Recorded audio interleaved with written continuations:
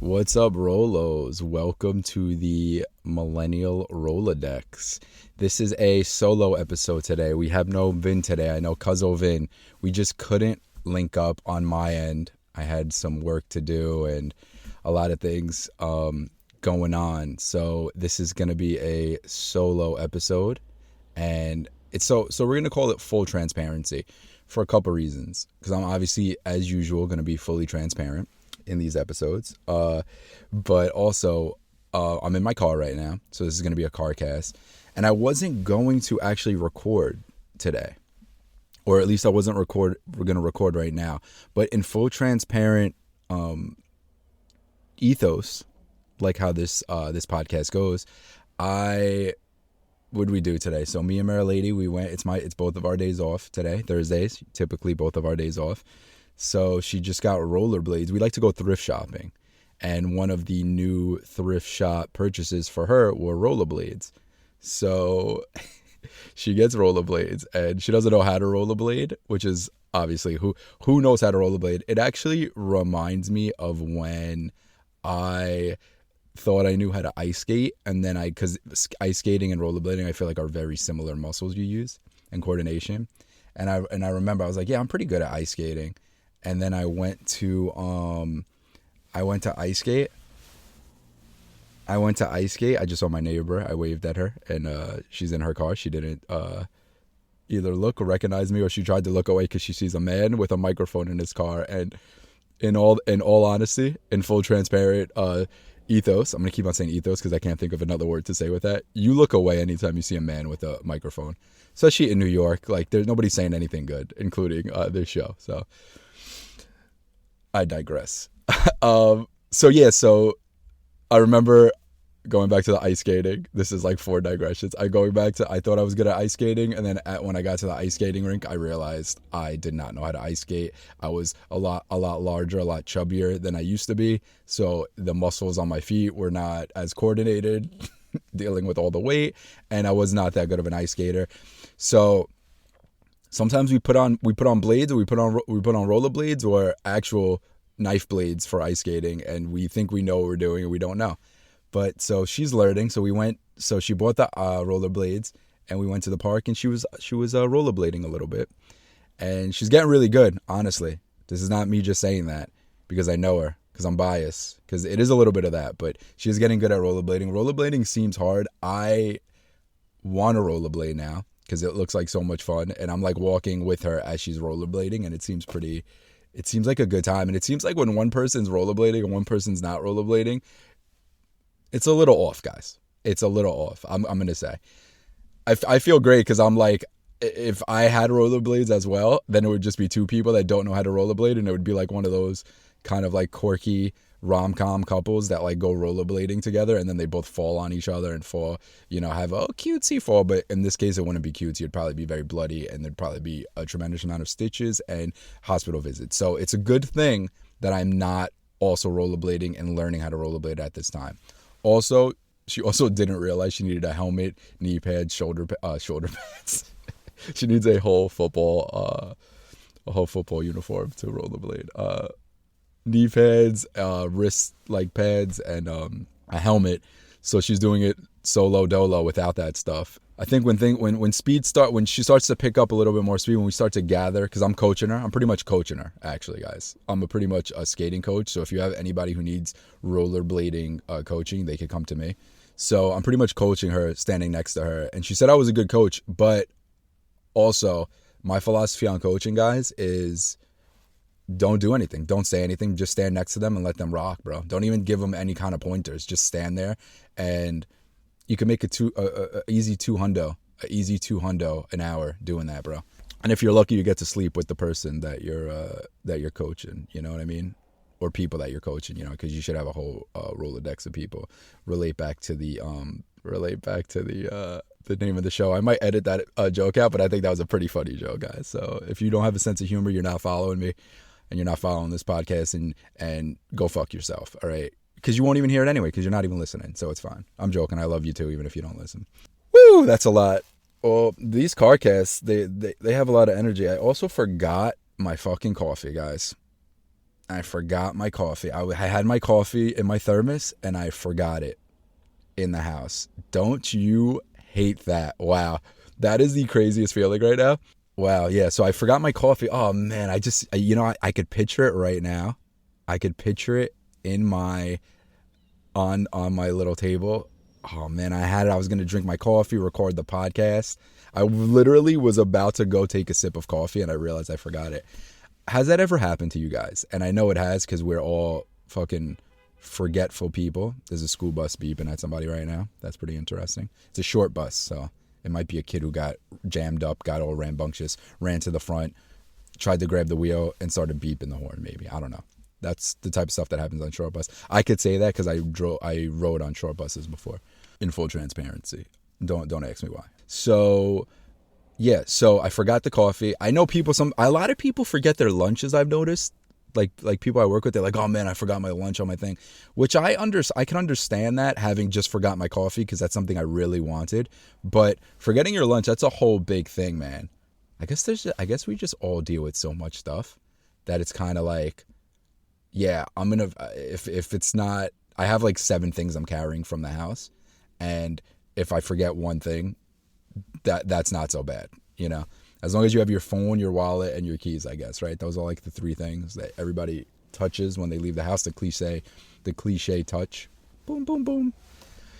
That's what those sounds that I make, my pants make when I touch them. Boom, boom, boom. So yeah, I forgot my coffee. I'm a little not jazzed about that. But then again, because I'm addicted to coffee, I will feel better when I go back home and I have my coffee. So there's that.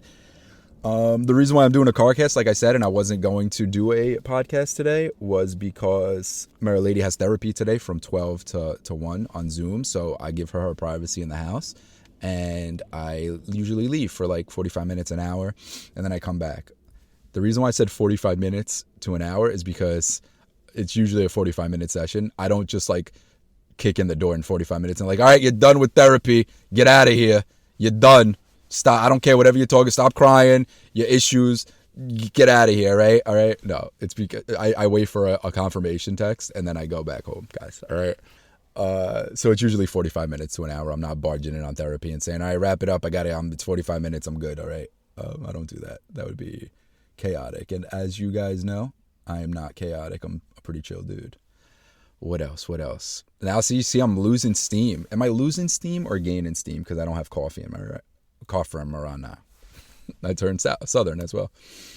I actually heard, I don't know if this is true, and I'm trying to understand it with my body. I don't know how you guys are, but when I'm doing like anything healthily, I hear like foods or like any kind of health food or dietary thing, I always test it out on myself. Like if like they say like, oh, eat oatmeal in the morning, you'll feel great. I eat oatmeal. If I feel great, I keep on doing it. If I don't, then I won't do it anymore. Obviously, I think that's most of us, right? But I do it like I do it with everything. So like what I hear is like I try to be in tune with my body a lot. So in terms of things, and when I'm not feeling good, I already know it's because of my own choices. Like I feel like we all do. But I know it's my own choices of eating bad and eating bad oils and a lot of sugar and a lot of this stuff and not exercising, which is obviously like everybody. But I think we're all very specific with specific foods that really help us and don't help us. And I think it's on the individual. So the reason why I say that was I read, and I keep on seeing this over and over again, that delay your caffeine intake when you wake up. So if you have, I think it's like if you follow guys like Andrew Huberman, there's a lot of people that study like drugs, caffeine and stuff like that. But I mostly heard it from him, was that, and it's like medically science backed and everything. If you delay your caffeine intake, wait 90 minutes after you wake up, say drink coffee or like have your caffeine intake. And it's so interesting because everybody's the first thing that we always do is like, for me, I need my coffee in the morning. I'm one of those jerk offs. I need my coffee.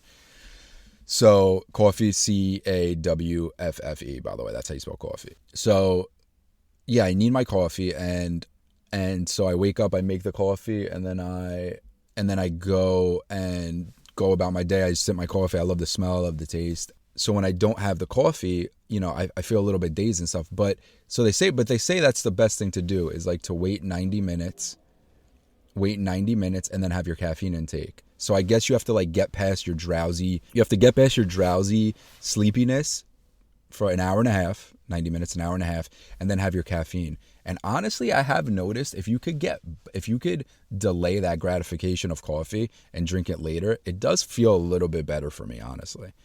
I will say that I could see that working, but I also do feel better and feel good when I drink coffee in the morning. But I think that goes with like a dopamine thing. Like if you I've heard these things where, and we all kind of know this, delay your dopamine intake. Like don't be like lustful or gluttonous. Like don't just go after like, oh, I see ice cream, let me just eat a bunch of ice cream. Like hold off on it. Like reserve your wanting that sweet or that just like that snack or just like watching that TV show or just going on your phone. Like avoid doing that stuff in your mind, and you're making like a conscious decision, and that's helping you out in the long run, rather than just always hitting on your dopamine and trying to hit that whatever that the chemical in our brains that just release like these dopamine little things that make us feel good instantaneously. I think that's why like working out and reading and writing and anything artistic is so much harder but so much more rewarding, is because it's not an instant gratification. Like if you're writing, it's not like, oh, this is amazing, I'm an amazing writer. It's like, no, you have to do the process, and in doing the process you feel gratified. And with painting, the same thing. Any artistic endeavor, it's like the process of doing it makes you feel that way, not like instantaneously like, oh, I feel great because this happened to me. It's like I feel great because I'm doing this. Working out, the same thing. You don't want to run, and running or weightlifting or whatever, you don't want to do that, but when you do it, you do feel better with the process of doing it. And that's a more holistic, like it's in you at that point, rather than like, oh, just eating chips or watching endless amounts of shorts on YouTube, or just binging every TV show, staying in bed all day. Instead of doing that stuff, do stuff that is proactive, that is in the long term healthy for you, but is not gratifying you like instantly in that moment. So I don't know how I got on that. So I feel like I always get on these type of subjects. I'm gonna pretend to sip coffee. That was good. That was my good cup of joe. And I feel like honestly that I feel like I just took a sip of coffee. Honestly, I'm like whacked out in my car. I'm doing it in my car in my neighborhood. There's people walking by, driving by. So that's how that's going. Oh, I see St. Patrick's Day little gnome cut out on somebody's lawn. That's cute. Probably get rid of that, bro, because St. Patty's Day was like, what, 7 days ago? Probably not. I don't know. I don't even know. But holidays are amazing, because like, what's our next holiday? Does anybody know our next holiday, please? I guess it will be, well, actually today is the end of Ramadan. So shout out to my Muslim friends. Shout out to my the slims out there. Shout out to those slims. Happy end of Ramadan. And I know you guys are celebrating. It is crazy, bro, to not be able to, we talk about caffeine delay for an hour and a half. Imagine not being able to eat or drink anything all day. That sounds insane to me. Like no water, not even no water, not even any water, not even no water. It means you could have water. Not even any water, no juice, no nothing, no nuts, no nothing, no like little berries or anything, just nothing. Just the good Lord, just the good Lord. And just life and air. That's it, man. That's pretty crazy. That actually reminds me, Mary Lady was just telling me about these people that predated, I think, the Buddhists. They're called the Jains in India. And they are so religious. This is what she was saying to me. They're so religious. They're called the Jains. And they carry little brooms around with them everywhere they go in India to like sweep away bugs gently so they don't kill them, because they're so anti-violence. And they have masks so they don't accidentally inhale insects, because I guess there's a lot of insects in India. So they don't inhale any bugs. So they have masks and they sweep bugs away so they don't step or kill any animals or any insects. Which that is very extreme and holistic, and I'm down for it, man. That's like a badass peace warrior right there. they're vegan, but they drink. This is what Mary Lady was saying to me. She's where I get all my knowledge. That and Joe Rogan podcast. No, I'm joking. I don't get all my knowledge from Joe Rogan podcast. Just like 95% of it. And Mary Lady, 50-50, I would say. And she said that they are vegan, but they drink cow's milk because the cow is sacred in India, and I guess that is like the divine milk, which is very interesting. That's an interesting concept. There's a lot of interesting things out there in this world, guys, just to explore. What was I going to say? I was going to say something else. How you doing? I feel at home, and this is like my office, bro. So I think I might just start recording in the car, because these car casts I feel like are awesome, man. I like feel real good. This is also a good run through, a solo run through, because in the conversations I have with some of the people that are going to be guests on the show, they ask, oh, what do you do? And I say I do it from home, and then. But I'm like, yo, we could do it from the car. Like if I meet up with you or whatever and there's no place to do it that's like quiet, we could just do it in the car. So this is a good run through. And I'm going to be honest, whoever's out there listening and saying that and thinking about their, I want to be a guest on the podcast. And I say, let's do it in the car. This is pretty fun, guys. This is a pretty good time. What else? I was going to wrap it up with something. I was going to say something. Oh yeah. This just goes with like the millennial thing. To go the millennial, go back to that. So I was talking to a bunch of people. These are like conversations we have. I think we're all like yearning, and I've had this conversation before on the podcast with myself and you guys. Like we're all yearning to like have more, like do more activities, do more things. You know, like everything is on. So many people, like I think throughout the last couple years, we've just been like this internet culture. And I really do see people, even like Gen Z, Gen Alpha, whatever the next generation is after millennials, all these gens, like, because millennials, we did stuff. Like we went to McDonald's to play in the ball pit, right? Like we spent like our lives at McDonald's pretty much. We spent our lives at the playground. We spent our lives at movie theaters all day. Bro, I remember I think I said it on the podcast. I remember going to sneaking into 4 different movies in Sheepshead Bay movie theater with my best friend growing up, Joe Arroyo, my sister, his brother, and his dad. And he would look in the paper for movies, what times they were playing, because that's how you had to look at movie times, in the paper. And then we would just buy a ticket to one and sneak into like 3 other ones, bro. It was amazing. Sometimes we'd miss the beginning of the movie, but hey, listen, what else? We did movies, we went bowling, we just did so much shit as millennials, man. And like, you know, we didn't have a phone, we didn't have technology to document it and just be on it and this and that. We were like interacting in real life. So I think people, even like younger kids who had their phones their whole lives, I think everybody's like yearning for that. I know we are. I know like millennials, Gen X before us, we're all yearning for like going back to that. So I really, guys, go out and go have fun. Like go like anytime you say like, oh, I want to do something, just do it. Like rollerblading, like we went rollerblading, like go rollerblading, go bike riding, go to the beach, go walk on the beach, go do things, guys. Go out and do things, you know. We went out last Saturday and Sunday. We went out to a party, a little tarot party. One of our friends threw a tarot party, and it was funny because there was a girl reading tarot there. Like we all dressed up as tarot things, and I just kind of threw you know, the cards that like tell you your destiny or whatever.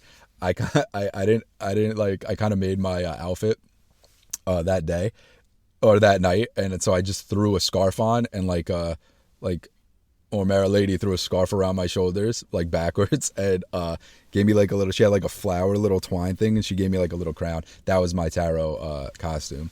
But everybody looked pretty good. Everybody was official. She would look like a little wizard sun lady.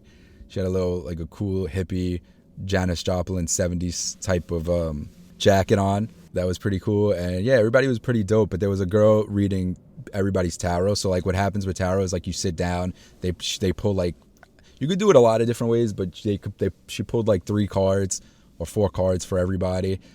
And you have to have an intention and stuff. So like everybody went and everybody was getting like interesting, like really deep, like hard like readings or whatever. Like, oh, you got to be worried about this. You got to be worried about this. And then I went to sit down and she like flipped the first card and she was like, oh, I don't know how things are going with you guys. Cause I don't really know this girl. Like neither did Mara Lady. She was like a friend of a friend, but she was very cool. And she flips the first card and she's like, I don't know how things are going with you guys, but I see wedding bells, see marriage. And I was like, oh, yeah, I proposed to her last year. She's like, whoa, I didn't want to say that, but that's so cool. All right. I was like, all right, that's cool. That panned out. And then she pulled 3 cards and she was like, yeah, you kind of seem like you're in a great place emotionally and mentally. You kind of like just going with it. And I was like, yeah, that's me. You got it. So I agree with this reading because that's how I feel. But I thought that was kind of funny. But we went to a tarot party, and then the next day we went to like this church. Her boss was singing Mozart with like a whole symphony at a church, and it was amazing. It was a beautiful thing. And then we went out to eat after that, and I just say that for this reason. So we went out Saturday. That was Saturday, Sunday. Both of those days, I did not take my phone with me. Either day, I didn't take my phone with me. And I was even going to go so far as to send an away message on my phone, like, because I think you could do that. I don't know. I'm not tech savvy. Even though that's contrary to popular belief that I'm very good at tech, guys. I'm not. That you could send an away message, and I was going to be like, listen, I'm not by my phone. I left my phone at home and I'm out. I'll text you when I get back. I think I'm going to do that, actually. But I decided not to. That I'm like, I'll respond when I get home, whoever sends me a message. And then guess what? I come home, I got no messages. Because I'm a fucking loser. Why don't you kill me? That's Beck, guys. That's not me saying that. That's Beck. That's a very popular millennial song, which I love. I am a loser, so that's why I had no calls. But listen, if I did, I would have responded. When I got home. It's not a big deal, guys. You don't need to take your phone everywhere and document everything. You could go be there and be in the moment. And an awesome thing that happened when I did that was that I felt like I didn't even go for my phone. And I don't know about you guys, but for me, whenever my phone, I feel, this is crazy. I know it sounds crazy. I feel like my phone lowers my immune system some way, or makes me like, it drains me in some way that it takes my energy away, and it takes like a little bit of my health away, because when I don't have it, I just have more energy. It's so odd, bizarre. I don't know what the science is to back that, if there is, but for me, I'm telling you, I like to go with how I feel. I feel way better mentally, physically, and emotionally when I do not have my phone on me. So guys, try it, especially when you're going out with friends or wherever you're going to an event, whatever. Like, go out, just try to not take your phone, especially if you're around everybody that you would usually talk to. Like, just go out and just have a good time, man. And if you want to take pictures and stuff, get a camera. I'm sure everybody has a camera, a digital camera or something. Go back to digital cameras, a film camera. Go to Urban Outfitters or go to your local Dwayne Reed or whatever. Get a disposable camera, because they still have those, by the way, guys. And I guarantee you, those are going to make a comeback. People are going to stop carrying their phones on them, and it's going to be a great world. I love you guys. Go out, have fun, go bowling. Go fucking rollerblading, go for a run, go for a walk, go for a swim. Go do something that you said, I want to do this, or I was thinking about doing this. Go do it right now. I love you guys.